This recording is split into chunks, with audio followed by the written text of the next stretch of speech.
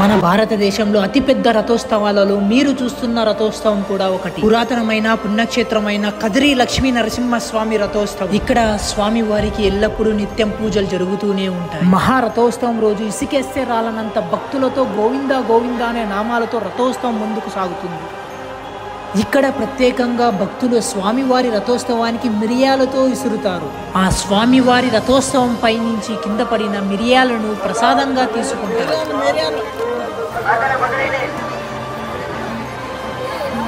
పురాతనమైన విలువైన పద్ధతిలో అందరికీ కనిపించేలాగా పచ్చ జెండాను ఊపి రథోత్సవానికి ముందు వెనుక పోలీసు సిబ్బంది మరియు అత్యవసర మెడికల్ సిబ్బందితో కలిసి రంగవైభవంగా గోవిందనామాలు చెప్పుకుంటూ ఆ స్వామివారి రథోత్సవాన్ని రంగవైభవంగా ముందుకు సాగిస్తారు.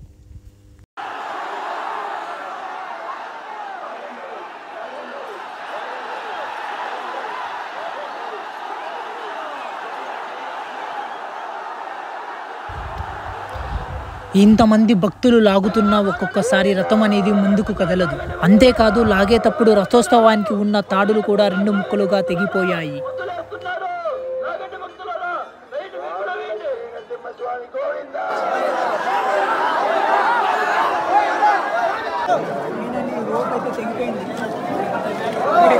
రెడీగా కాసుకొని ఉన్నారనమాట. గుడ్ మార్నింగ్, గుడ్ మార్నింగ్, జై శ్రీరామ్. ఇప్పుడు మన జర్నీ అనేది స్టార్ట్ అవుతుంది.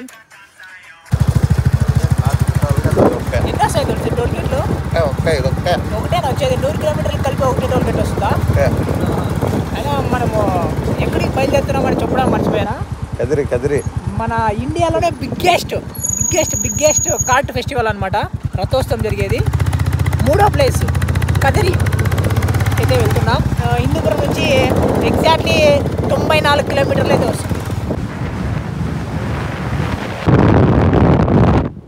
కదా హైదరాబాద్ హైవే, నేషనల్ హైవే ఎక్కుతాం కదా మళ్ళా.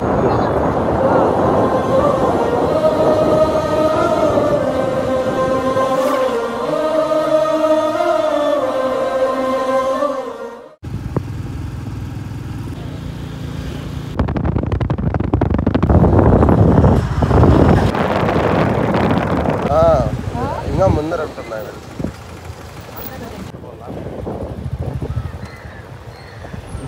ఇట్లు పోతే భాగ్యపడుతుంది పోల్చినది ఇట్లు కూడా.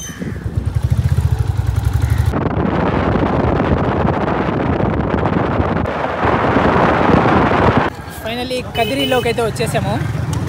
ఎక్కడ చూసినా అన్నప్రసాదాలు అయితే పెడుతున్నారనమాట భక్తులందరికీ.